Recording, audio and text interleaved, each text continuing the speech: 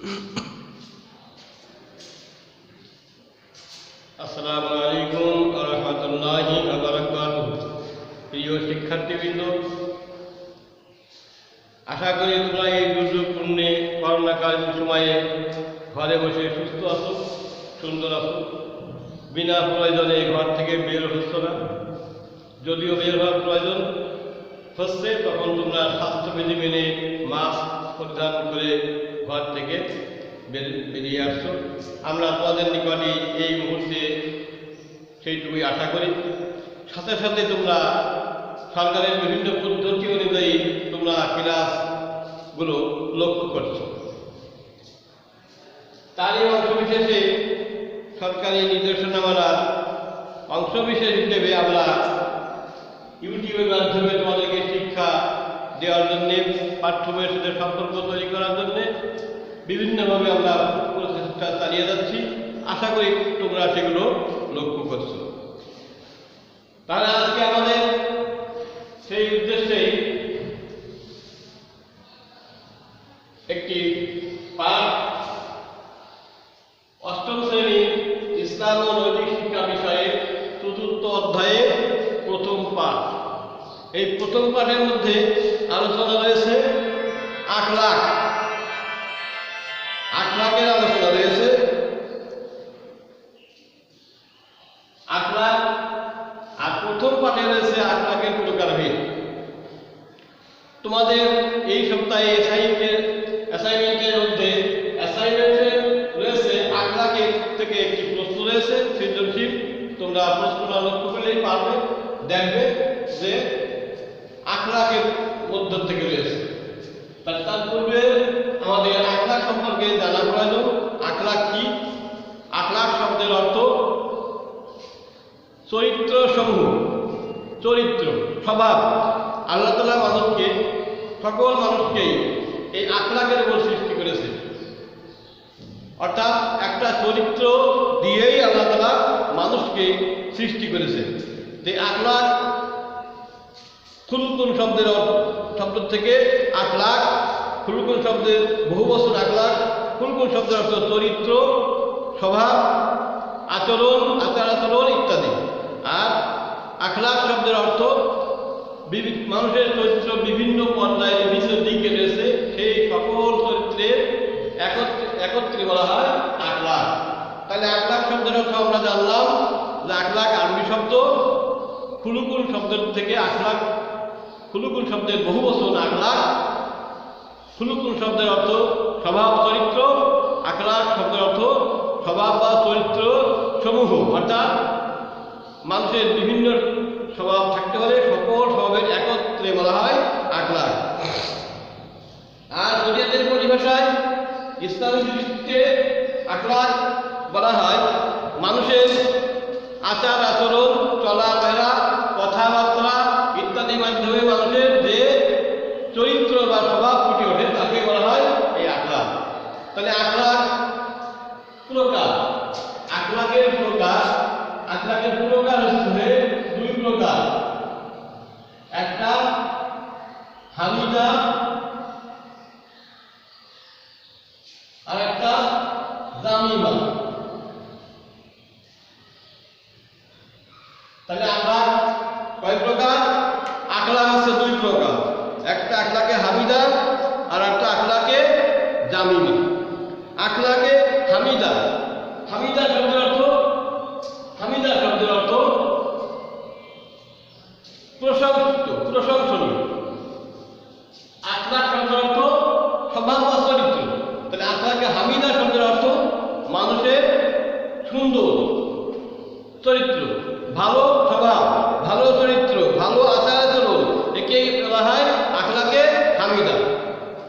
আর আখলাকে Jemimah শব্দের অর্থ ঘৃণিত, অপছন্দনীয়, তাহলে নিকৃষ্ট ইত্যাদি বা নিন্দনীয়, এইভাবে বোঝায়। তা আখলাকে হামিদা হচ্ছে মানুষের প্রশংসনীয় আচরণ, যে আচরণটা করলে মানুষের একজন আরেকজনের প্রশংসা করে, ওই ধরনের আচরণকে বলা হয় আখলাকে হামিদা। যেমন ধৈর্য ধারণ করা, মানুষের সেবা করা, সকল ভালো কাজ করা, সত্য কথা বলা, মানুষের উপকার করা, আল্লাহর আদেশ মেনে চলা ইত্যাদি সবগুলোই প্রশংসনীয় আচার আচরণ। বাহ্যিক দৃষ্টিতে আমরা মুসলমান হিসেবে যদি 5 ওয়াক্ত নামাজ পড়ি, এটাও যদিও নামাজ পড়া ফরজ আল্লাহর আদেশ, তার নিয়মিত নামাজ পড়লে আমাদের একটা ভালো স্বভাবের দিক ফুটে ওঠে যে লোকটি ভালো, 5 ওয়াক্ত নামাজ পড়ে আজানের সাথে সাথে মসজিদে যায়, কোরআন তেলাওয়াত করে, নফল ইবাদত করে ইত্যাদি ইত্যাদি। অর্থাৎ তার মানুষ তাকে ভালো বলে যে যেহেতু 5 ওয়াক্ত নামাজ পড়ে লোকটা খুবই ভালো, প্রশংসা করে। তো এই ধরনের স্বভাব বা আচরণ বা চরিত্রকে বলা হয় আখলাকে হামিদা। আর আখলাকে জামিমা নিন্দনীয় নিকৃষ্ট আচরণ, যেমন মিথ্যা কথা বলা, ইসলামী শরিয়াত মেনে না চলা, বিধিবিধান মেনে না চলা, কথায় কথায় মিথ্যা কথা বলা, ওয়াদা ভঙ্গ করা, এই ধরনের স্বভাবকে বলা হয় আখলাকে জামিমা। কেউ যদি চুরি করে, চোরকে কেউ ভালো বলে না, চোরকে কেউ ভালো বলে না, সকলেই তাকে নিন্দা করে, সকলেই তার কাজকে নিন্দা করে। তাহলে চুরি করা একটা আখলাকে জামিমা, নিন্দনীয় কাজ। অহংকার করা, মনে মনে নিজেকে বড় মনে করা, এগুলো অহংকার। আর একজনের জিনিসকে দেখে মনে মনে অহংকার করা, আর একজনের ভালো কাজ দেখে হিংসা করা, এগুলো পরশ্রী কাতরতা। তো এরকম নিন্দনীয় কাজ, খারাপ কাজ, যে ধরনের কাজ করলে অহংকার করলে কেউ তাকে ভালো বলে না, মানুষ বলে তাকে অহংকার থেকে নিন্দার চোখেই দেখে, খারাপ চোখেই দেখে। চুরি করলে ওই ব্যক্তিকে কেউই ভালো বলে না, সকলেই চোর বলে নিন্দনীয় কাজ বলে তাকে ঘৃণা করে। তো এই ধরনের মিথ্যাবাদীকে কেউ পছন্দ করে না। তাই এই ধরনের কাজকে বলা হয় আখলাকে জামিমা। এবার এক কথা আমরা বলতে পারি যে সকল কাজ নিন্দনীয়, ঘৃণিত, মানুষের অপছন্দনীয়, এই ধরনের আচার আচরণ বা স্বভাবকে বলা হয় আখলাকে জামিমা।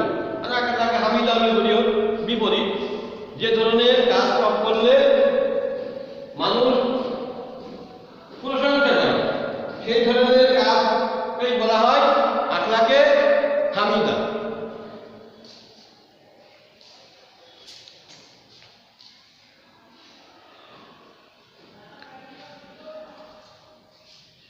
শুরু থেকে যেটা বলছিলাম যে তোমাদের এবার অ্যাসাইনমেন্টে একটা প্রশ্ন দেওয়া আছে,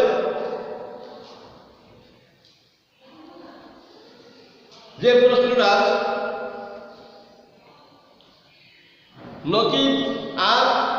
নকিব আর একটা নিয়ম আছে নাবিব। নাকিব ভালো কাজ করে, নাকিব সে মানুষের উন্নয়নের জন্য এলাকার কতিপয় বন্ধুদের নিয়ে প্রতি শুক্রবার রাস্তাঘাট মেরামত ও সংস্কার করে। নাকিব করে প্রতি শুক্রবার তার বন্ধু বান্ধবদের নিয়ে রাস্তাঘাট মেরামত ও সংস্কার করে।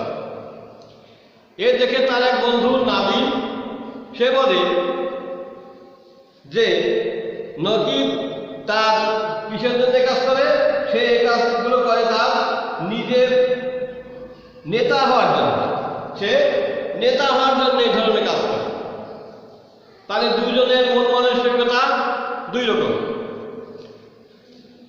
একজন কি করছে, প্রতি শুক্রবার তার বন্ধু বান্ধবদের নিয়ে রাস্তা সংস্কার, রাস্তা মেরামত, অর্থাৎ এটা কোন ধরনের কাজ?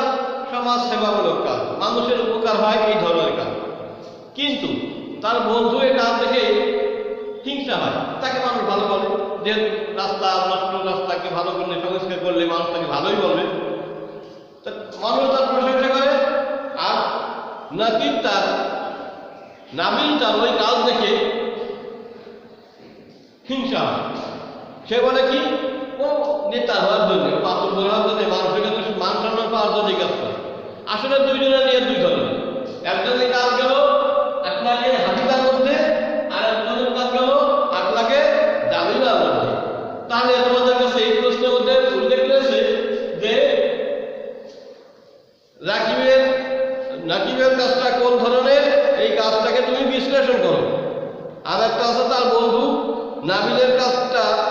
কিসের পর্দাভুক্ত, এটা চিহ্নিত করে বিশ্লেষণ করো। তাহলে তোমরা আখলাকে অধ্যায়টা যদি ঠিক মতো পড়ো, আখলাকে হামিদা কি, আখলাকে জামিমা কি, আখলাকে হামিদা কোন কোন কাজগুলোকে আখলাকে হামিদা বলা হয় আর কোন কোন কাজগুলোকে আখলাকে জামিনও বলা হয়, এই দুটো বিষয় তোমাদের এই প্রশ্নের উত্তর দিতে হলে ভালো করে জানতে হবে এবং পাঠ্য বইয়ের সাথে সম্পর্ক স্থাপন করতে হবে। তাহলেই তোমরা সঠিকভাবে উত্তর দিতে পারবে। তোমাদের উত্তরের সহায়ক হিসেবে আমি আখলাক সম্পর্কে তোমাদের একটু ধারণা দেওয়ার চেষ্টা করেছি। আশা করি তোমরা এই ধারণার থেকে বুঝতে পারবে এবং পাঠ্য বইয়ের সাথে সম্পর্ক তৈরি করে সঠিকভাবে যে প্রশ্নটি আছে তোমাদের অ্যাসাইনমেন্টে ওই প্রশ্নটার সমস্যা সমাধান করার চেষ্টা করবে। সরাসরি আমি যদি বলে দেই তাহলে তোমরা ওইটা দেখেই মনে করবে যে এটাই উত্তরের ধারণা তোমাদেরকে দিয়ে দেওয়া হলো যে দুইজনের কাজ দুই ধরনের। একজনের হচ্ছে হামিদার মধ্যে কোন ধরনের কাজ সেটাও আমি বলেছি। আরেকজনের কাজ আছে আখলাকে জামিবা, কোন বিষয়ে করতে আখলাকে জামিবা হয়েছে জামিনের, এটাও আমি বলে দিয়েছি। তারপরেও ওই বিষয়টা উপরে তুমি পাঠ্য বই থেকে অধ্যয়ন করবে, পড়বে, বুঝবে এবং নিজের ভাষায় সুন্দর করে সাজিয়ে লেখা, তাহলে উত্তরটা তোমার সঠিক হবে। তাহলে আজকের মতো তোমাদেরকে আখলাকের কিছু ধারণা দেওয়া হলো। এই পাঠ থেকে তুমি জানতে পারবে আখলাক কি, আখলাক কাকে বলে, আখলাকের প্রয়োজনীয়তা কি, আখলাক কত প্রকারভেদ ইত্যাদি বিষয়গুলো তোমরা জানতে পারবে। তাহলে আজকের সংক্ষিপ্ত আলোচনা ধারণা তোমাদেরকে দেওয়া হলো। এই ধারণা অনুযায়ী তোমরা বাড়ির থেকে বসে ঘরে বসে পাঠ্যপুস্তক দেখবে এবং অধ্যয়ন করবে, পড়বে, বুঝবে, তারপরে তোমরা খাতা নেবে। তাহলে আজকের পাঠ এবং তোমাদেরকে সকলের সুস্থ কামনা করে আজকের পাঠ সমাপ্তির পূর্বে বাড়ির একটি কাজ তোমাদের দিয়ে দিই যে আখলাকে মানব জীবনে বাড়ির কাজ।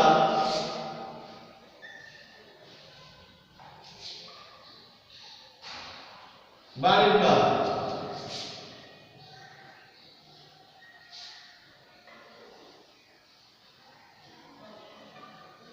আখলাকের প্রয়োজনীয়তা, যৌনিকতা ব্যাখ্যা করা। আখলাকের প্রয়োজনীয়তা ব্যাখ্যা করো। কাজটা খাতা লিখে দাও এবং বাড়িতে কাজটা খাতা করার চেষ্টা করবে। সকলকে সুস্বাস্থ্য কামনা করে সকলকে ধন্যবাদ জানিয়ে তোমাদের আজকের পাঠ সমাপ্তি ঘোষণা করছি। আসসালামু আলাইকুম ওয়া রাহমাতুল্লাহি ওয়া বারাকাতুহু।